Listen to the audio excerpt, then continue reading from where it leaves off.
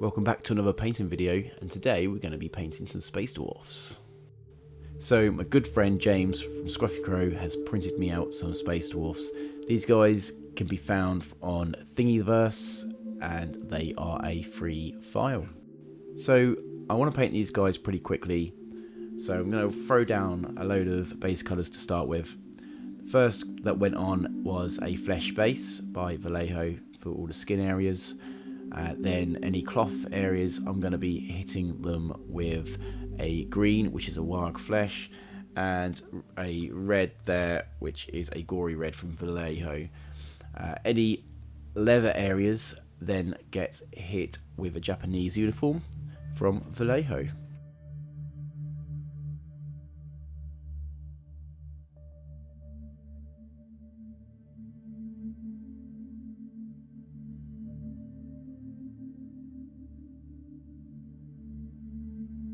So once I've got the base colours down to the clothing areas, I'm going to come in to the beards. I'm going to come in with two different colours just to mix up a little bit, but not going crazy.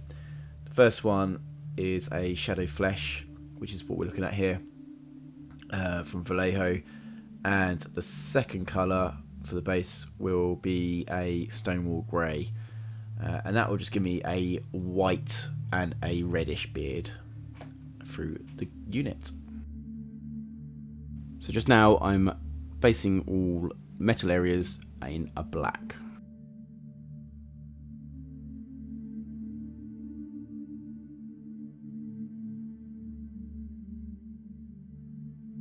So I'm going to pop down a Avalanche sunset on the headgear, but actually I do mix it up throughout the unit, but I don't capture that all on video.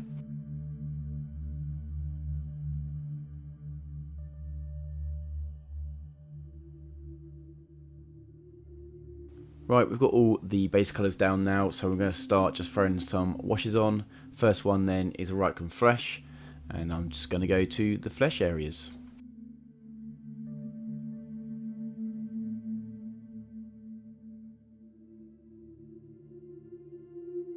Next we're going to be using the old trusted Agrax Earthshade, and that's going to be a full body wash, missing the face where I've used the Rycliffe flesh and any metal areas where I'll be doing a slightly different wash.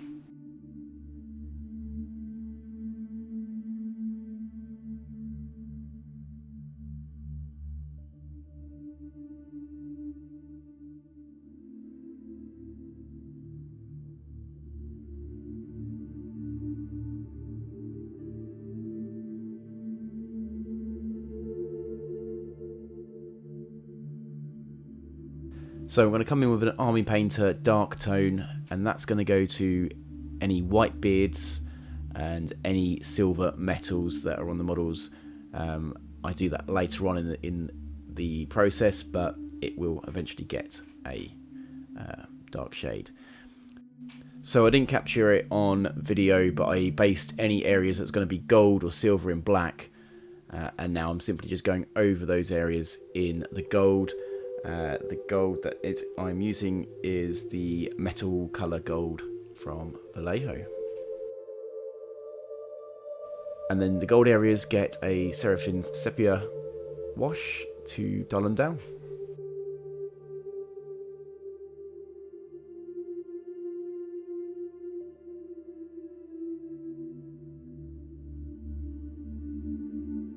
Okay, so on with the process then. Now we're finished with the washes, we're going to start highlighting the models up. And this is where I try and cut corners. I'm only going to go in with one single highlight for most of the items on the miniature. So here I'm doing a 50-50 mix of Wild Flesh and War Boss Green. And then likewise to the red, I am just going to come in with a Scarlet Blood from Vallejo. So the reason that the single highlight works opposed to doing a three-tone highlight is I come in with a very bright highlight, and that pops and that gives that effect. Also, secondly, later on in the miniature painting process, I'll do a few more complicated areas, which takes your attention away from these areas, and then the miniatures then starts rounding up a little bit better. So I'm going to come back in with Japanese uniform to all the leather areas, and again this is just one single highlight, and this is I do this because it saves so much time. I don't have to mess around throwing any more on these areas, and then finished. So just going to pop on some Avalanche Sunset to the headgear just to brighten them up again.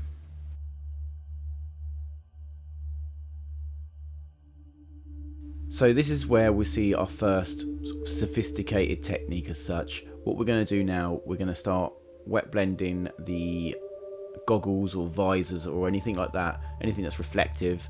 I'm gonna wet blend them with a little triad, which is a magic blue, a sky blue, and a black. And I'm just gonna go backwards and forwards, working wet and pushing the highlights to where I want them and the shadows where I want them to give a reflection in the goggles. It's quite simple as that.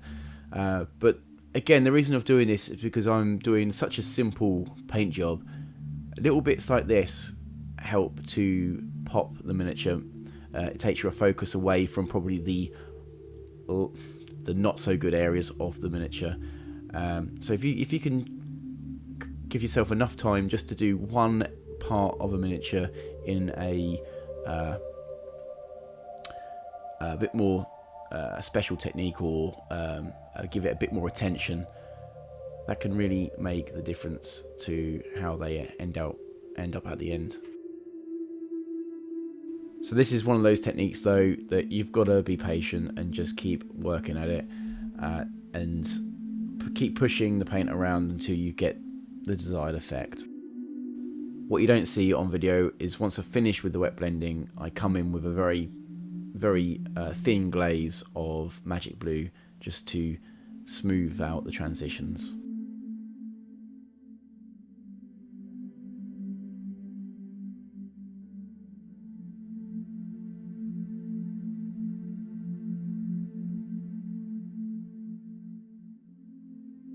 Okay, so we're going to highlight up the flesh now. So back with that flesh base, just going to bring it back from that wash that we put onto the miniature.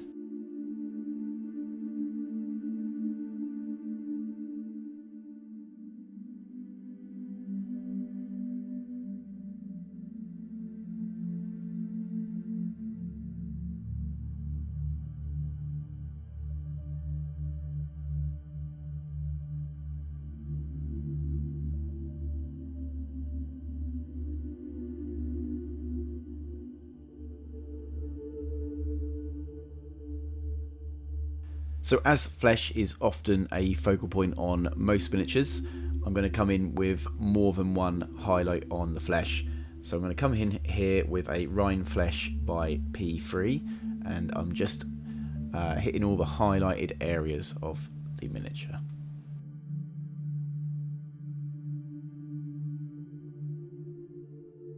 So I just want to give the flesh just a little bit more character, a little bit more life. So I'm going to come in with a flat red, and I've thinned this down to a real thin glaze consistency. Hardly got anything on my brush, and I'm just pushing the paint around his face there into the crevices, just where you might see a bit of colour in the skin. I'm not going into too much detail. I just want it to appear from afar that the guy's got just a little bit more character to him. Likewise, I'm also just give him a bit of stubble to his top of his head. By doing that, I'm using a mid-grey, and again that is thinned down to a glaze consistency, and just glazed over the top until I feel there's enough 6 o'clock shadow on top of his head. So sticking with the same miniature, the guy's carrying a bit of a force weapon. So I thought it looked quite nice with a little purple force weapon. So I'm going to use a royal purple to start with, and I'm just going to base that onto the weapon to start with. So next I'm going to come in with a Warlord purple, and I'm just going to do the 1/2 of the blade, and once I turn it around it'll be, so this is the top side, I'll turn the blade around and then I'll do the bottom side, and I'll just bring that to a opaque consistency, ready to blend them together. So once I've done that, I then glaze the two together. I simply start with the Warlord purple, and then what I do, I bring it to a glaze consistency, and I run the brush from the dark to light if I'm using the light, and if I'm using the dark, I run it from a light to the dark. The reason a lot of people are probably often quite scared of this technique is because it takes a little while, but if you've got patience, the results come out real smooth, and it's a really easy way to create a nice force weapon. So no retro squat-like miniature is complete without a goblin green base, so obviously I'm painting him a goblin green base, so that's what I'm doing here.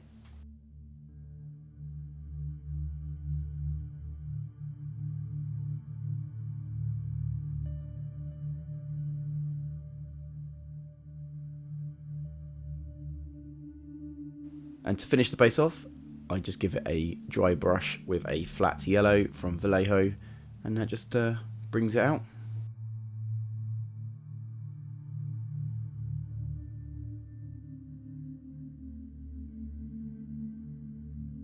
And there you go, I have my beginnings of a squat army.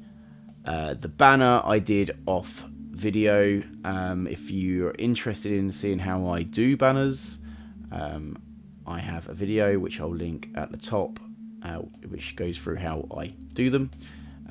But other than that, they are extremely simple models to paint. Most of it was base color, wash, one highlight, with a couple of little areas where we use a slightly more advanced technique. But other than that, a very, very simple unit to do, and really, really enjoyable. Guys, please let me know your comments below. Let me know your thoughts. Are you painting squats at the moment? And if so, what colours, what techniques, what are you using? Yeah, please, comments below. And with that then, guys, thank you very much for taking time to watch the video. And as always, stay safe. I'll catch you in the next one, guys. See you later.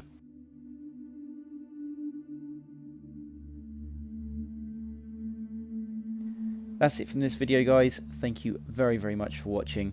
If you're interested in seeing more content from this channel, please don't forget to hit the bell button. And guys, as always, stay safe. Catch you later.